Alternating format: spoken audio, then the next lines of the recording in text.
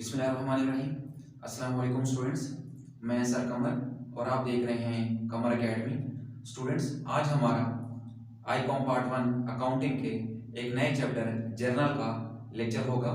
Students, journal का जो question है इसको सॉल्व करने से पहले हम इसके जो बेसिक रूल्स हैं उसको समझ लेते हैं। स्टूडेंट्स, हमारे पास अकाउंटिंग में ओवरऑल 5 चीजें होती हैं, ठीक है। एसेट्स, एक्सपेंसेस, लायबिलिटीज, कैपिटल जिसका एक और नाम होता है ऑनर इक्विटी, और रेवेन्यू जिसका एक और नाम होता है इनकम। इन स्टूडेंट्स, इन पॉइंट को समझने से पहले आपको ये बता दूं, D R for debit, C R for credit, जो कि अकाउंटिंग के दो मेन पॉइंट्स होते हैं, डेबिट और क्रेडिट। ये बेसिक रूल्स जिसको मैं शॉर्टकट स्टूडेंट्स को तवीज भी बताता हूं। यहां पे स्टूडेंट्स मैंने लिखा हुआ इंक्रीज यानी बढ़ना, डिक्रीज यानी कम होना।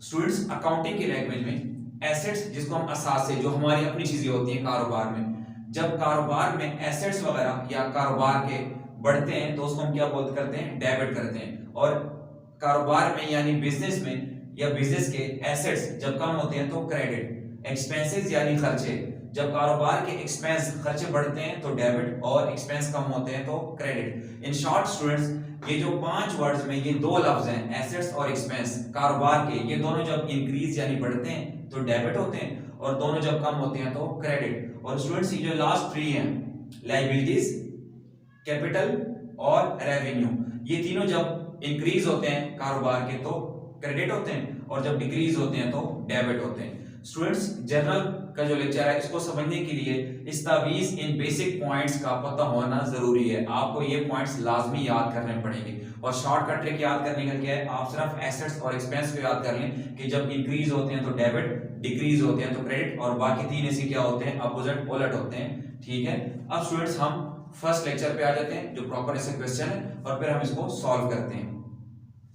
क्वेश्चन नंबर 1 में स्टूडेंट्स जो गिवन है वो कह रहे हैं 1 अगस्त 2015 को साथ स्टार्टेड बिजनेस विद कैश।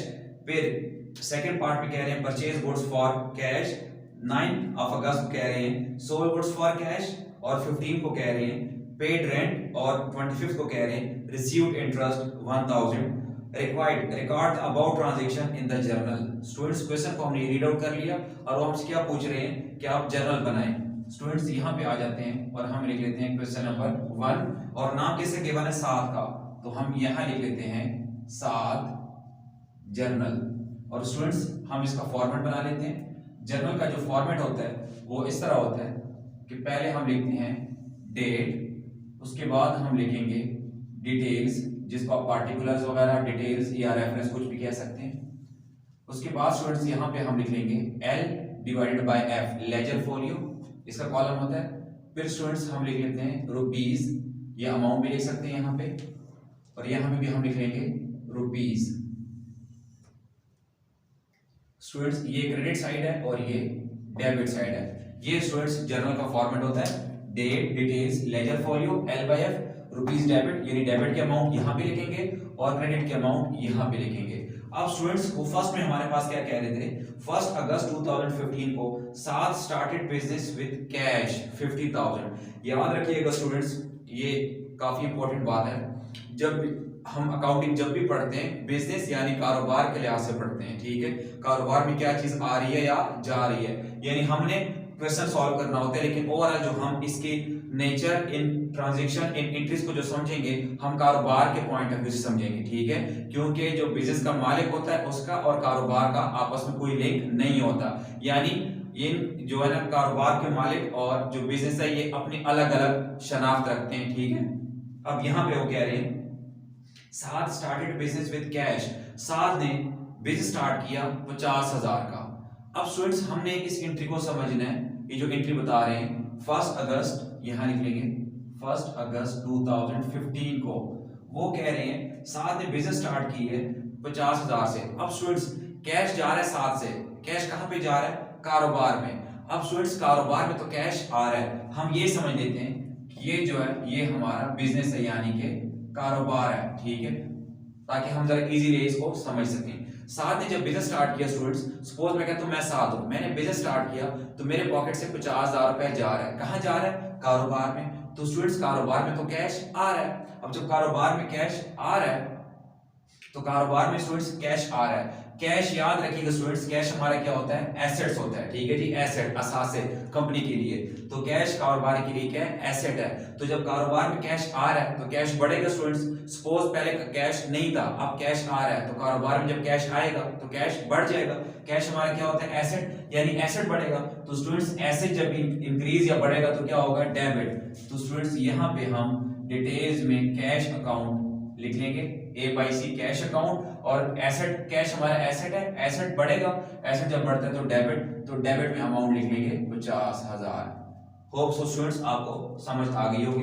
अब स्टूडेंट्स हर एंट्री के डबल इफेक्ट होते हैं। कैश अकाउंट हमने डेबिट कर दिया क्योंकि कारोबार में कैश आया। अब स्टूडेंट्स अकाउंटिंग हमने पढ़नी है कारोबार यानी बिजनेस के लिहाज से। कारोबार यानी बिजनेस ने ये कैश वापस भी तो करना है। ये पैसा किसने इन्वेस्ट किया, किसने लगाया, साथ ने। याद है कि स्टूडेंट्स जब बिजनेस में मालिक पैसा इन्वेस्ट करता है, कारोबार में पैसा लगाता है, उसको हम बोलते हैं कैपिटल, सरमाया लगाना, ठीक है। और मोस्टली स्टूडेंट्स ये जो कैपिटल है ये लायबिलिटी का हिस्सा समझा जाता है, लेकिन यहाँ मैंने अलग इसलिए लिखा है कैपिटल या ऑनर इक्विटी, ये भी कारोबार की जिम्मेदारी होती है, लेकिन इसको हम बोलते हैं इंटरनल लायबिलिटी, कारोबार के अंदरूनी जिम्मेदारी होती है। ये जो लायबिलिटीज अलग से लिखा हुआ है ये एक्सटर्नल लायबिलिटी, यानी जो बाहर के लोगों से हम उधार लेते हैं। ये जो पैसा कारोबार में साथ में लगाया ये कारोबार के लिए इंटरनल लायबिलिटी है, यानी किसी और बंदे ने पैसा नहीं दिया कारोबार को, बल्कि कारोबार के अपने मालिक ने ही कारोबार में पैसा लगाया, इसीलिए इसको हम लायबिलिटी से अलग कहां ट्रीट करेंगे, कैपिटल के नाम से, ठीक है, ऑनर इक्विटी। हालांकि ये भी जिम्मेदारी होती है किसकी, कारोबार की। कैसे वाला कि जब कारोबार में साथ में पैसा लगाया है तो कारोबार में तो कैश आ गया, कैश हमारा क्या होता है, एसेट कारोबार के लिए। तो कैश जब बढ़ेगा, कारोबार में आया है, एसेट बढ़ेगा तो डेबिट कर दिया। अब स्टूडेंट्स यही पैसा कारोबार ने वापस भी तो करना है, ठीक है, किसको वापस करना है, साथ को, ठीक है, क्योंकि हम अकाउंटिंग पढ़ रहे हैं कारोबार के लिहाज से। तो जब यही पैसा वापस भी तो करना है साथ को, तो लायबिलिटी के नाम से नहीं बल्कि हमने इस नरेशन से समझना है, ठीक है, कैपिटल। हालांकि ये भी जिम्मेदारी ही है लेकिन इंटरनल, अंदरूनी जिम्मेदारी है किसकी, कारोबार की। ये जो पैसा कारोबार में लगाया है साथ ने, ये कारोबार ने वापस भी तो करना है, ठीक है। तो जब वापस करना है तो कारोबार की जिम्मेदारी तो बढ़ रही है, टेंशन है, ठीक है। तो स्टूडेंट्स आप इसके लिहाज से समझ लें या इसके लिहाज से, ठीक है, क्योंकि capital also a part of liability, तो हम इस लिहाज से समझ लेते हैं लायबिलिटी के लिहाज से, ठीक है, कि जो पैसा वापस भी तो करना है तो कारोबार की जिम्मेदारी है क्योंकि वो पैसा वापस भी तो करना है। तो लायबिलिटी कारोबार की स्टूडेंट्स बढ़ रही है या कम हो रही है, बढ़ रही है, क्यों, जिम्मेदारी है, टेंशन है। तो स्टूडेंट्स लायबिलिटी जब बढ़ती है तो क्रेडिट होती है। सेम कैपिटल, कैपिटल भी लायबिलिटी थी, अगर आप लायबिलिटी के नाम से नहीं समझते, कैपिटल के नाम से समझना है। तो कैपिटल जब कारोबार में पैसा लगाया है मालिक ने तो पैसा वापस भी तो करना है, तो कारोबार की जिम्मेदारी है किस नाम से, कैपिटल के नाम से।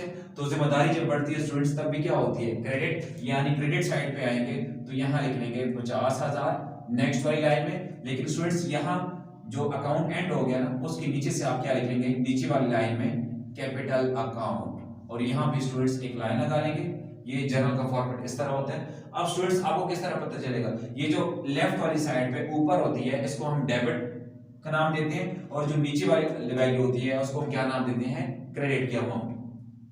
इंटरेस्ट स्टूडेंट्स हमने कर ली है, लेकिन यहाँ जो लाइन लगा ली है इसकी थोड़ी सी ऊपर, इसको बोलते हैं नरेशन, अ शॉर्ट एक्सप्लेनेशन, कि हमने काम क्या किया है, साथ में स्टूडेंट्स क्या काम किए, बिजनेस स्टार्ट किए। तो यहाँ पे लिख लेंगे बिजनेस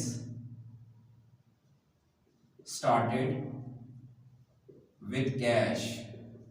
स्टूडेंट्स इसके भी नंबर होते हैं इसलिए हम क्या लिख लेंगे, business started with cash. Next entry पे आते हैं 5 अगस्त को, तो हम सिर्फ यहाँ लिख देते हैं 5। स्टूडेंट्स को क्या कह रहे हैं, purchase goods for cash. Students कारोबार में जो मालिक है, लेकिन हम कारोबार के लिहाज से पढ़ रहे हैं, purchase goods for cash, goods चीजें परचेज खरीदी हैं फॉर कैश।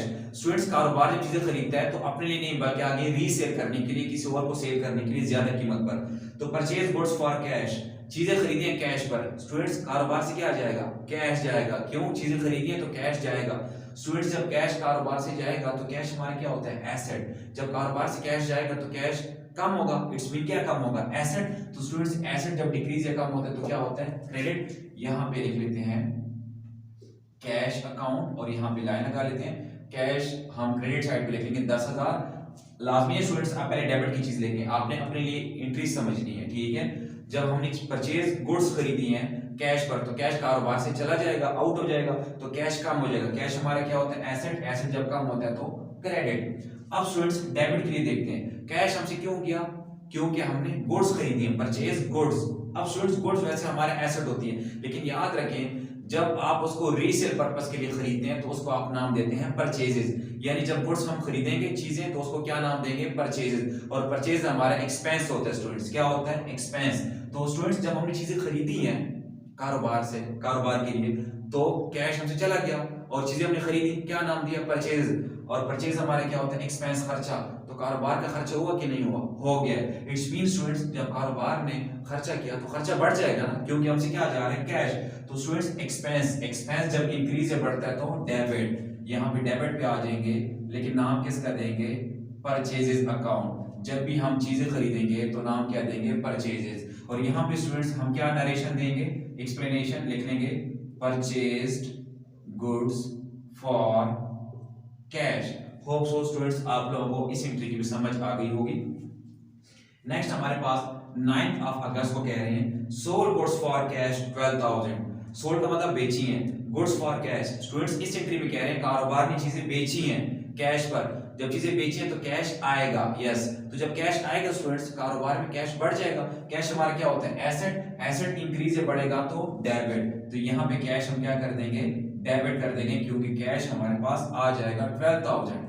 कैश आएगा, लेकिन स्टूडेंट्स क्यों आएगा? क्योंकि हमने सोल्ड गुड्स, चीजें बेची हैं। याद रखें स्टूडेंट्स जब चीजें खरीदते हैं तो परचेज का नाम, और परचेज हमारा क्या होता है? एक्सपेंस। लेकिन जब चीजें बेचते हैं तो उसको हम नाम देते हैं सेल्स का।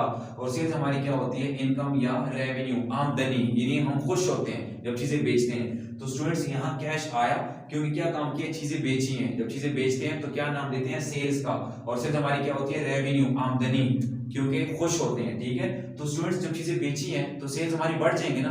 दुकानदार खुश होते हैं, शॉपकीपर, जब चीजें बेचते हैं। तो स्टूडेंट्स क्यों? उनकी क्या बढ़ती है? रेवेन्यू, आमदनी, क्योंकि पैसा आता है। तो यहाँ जब चीजें बेची हैं तो क्या नाम देंगे स्टूडेंट्स? सेल्स का। सेल्स हमारे क्या है? रेवेन्यू या इनकम। तो रेवेन्यू बढ़ेगी, ठीक है, तो रेवेन्यू इंक्रीज जब बढ़ती है तो क्रेडिट। तो यहाँ पे स्टूडेंट्स क्या लिख लेंगे? सेल्स अकाउंट, और यहाँ लिख लेंगे क्रेडिट में 12,000, और यहाँ लिख लेंगे स्टूडेंट्स नरेशन में या एक्सप्लेनेशन में sold goods for cash. Hope so students आप लोगों को इस एंट्री की समझ आ गई होगी। नेक्स्ट 15 को कह रहे हैं पेड रेंट 3,000। स्टूडेंट्स कारोबार ने किसी चीज का रेंट पे किया, पेड अदा करना। तो जब 3,000 का रेंट पे किया तो हमसे क्या जाएगा? कैश। कैश हमारा क्या होता है स्टूडेंट्स? एसेट। एसेट कम हो जाएगा। एसेट जब डिक्रीज या कम होता है तो क्रेडिट। यहाँ पे लिख लेंगे कैश अकाउंट क्रेडिट। स्टूडेंट्स हमने कैश क्यों पे किया? रेंट पे किया है। स्टूडेंट्स रेंट हमारा परचेज की तरह क्या होता है? एक्सपेंस होता है। ठीक है, रेंट पे किया है तो रेंट हमारा क्या होता है? एक्सपेंस, यानी हमारा खर्चा हो गया ना, रेंट पे किया, किराया अदा किया। ठीक है, तो एक्सपेंस खर्चा हो जाएगा, खर्चा बढ़ जाएगा, जाहिर बात है। एक्सपेंस जब इंक्रीज या बढ़ता है तो डेबिट। तो यहाँ डेबिट में क्या लिखेंगे स्टूडेंट्स? Rent account. कितना? 3,000। और यहाँ पे स्टूडेंट्स हम लिख लेंगे नरेशन में पेड रेंट या रेंट पेड। लास्ट 25 को जो लास्ट एंट्री है स्टूडेंट्स को क्या कह रहे हैं? Received interest 1,000। हमने स्टूडेंट्स किसी से इंटरेस्ट, सूद का पैसा वसूल किया। कितना? 1,000। स्टूडेंट्स जब हमने इंटरेस्ट रिसीव किया तो हमारे पास क्या आएगा? कैश। कैश आएगा तो स्टूडेंट्स कैश हमारा क्या होता है? एसेट। कैश आएगा तो बढ़ेगा स्टूडेंट्स। कैश हमारा क्या है? एसेट। एसेट जब बढ़ता है तो डेबिट। तो यहाँ पे कैश हम डेबिट कर देंगे, कितने से? 1,000 रुपया। स्टूडेंट्स कैश हमारे पास क्यों आया? क्योंकि हमने क्या रिसीव किया? इंटरेस्ट रिसीव किया। तो याद रखें स्टूडेंट्स जब हम सूद वसूल करते हैं, इंटरेस्ट रिसीव करते हैं, तो इंटरेस्ट रिसीव हमारे लिए क्या होता है? रेवेन्यू, इनकम, आमदनी, खुश होते हैं, बिकॉज हमारे पास इंटरेस्ट के नाम पे क्या आता है? कैश आता है। तो स्टूडेंट्स कैश हमारे पास आया, क्यों आया? क्योंकि हमने इंटरेस्ट सूद रिसीव किया है। ठीक है, इंटरेस्ट रिसीव। तो इंटरेस्ट रिसीव हमारे पास क्या होता है? Revenue, income. तो रेवेन्यू हमारी बढ़ जाएगी। ठीक है, यानी हमारी आमदनी बढ़ जाएगी। तो स्टूडेंट्स रेवेन्यू जब इंक्रीज या बढ़ती है तो क्रेडिट। यहाँ पे लिख लेंगे क्रेडिट में इंटरेस्ट अकाउंट या इंटरेस्ट रिसीव्ड अकाउंट 1,000। स्टूडेंट्स इसकी नरेशन हम क्या देंगे? रिसीव्ड इंटरेस्ट या इंटरेस्ट रिसीव्ड। यहां तक स्टूडेंट्स हमारा जो है जो क्वेश्चन था वो कंप्लीट हो गया है। तो यहाँ पे ऑलमोस्ट हमारा लेक्चर भी एंड हो गया है। जिसकी उम्मीद करता हूँ आप लोगों को समझ आ गई होगी। इसके बावजूद भी अगर आपका कोई क्वेश्चन हो तो आप लोग कमेंट में पूछ सकते हैं।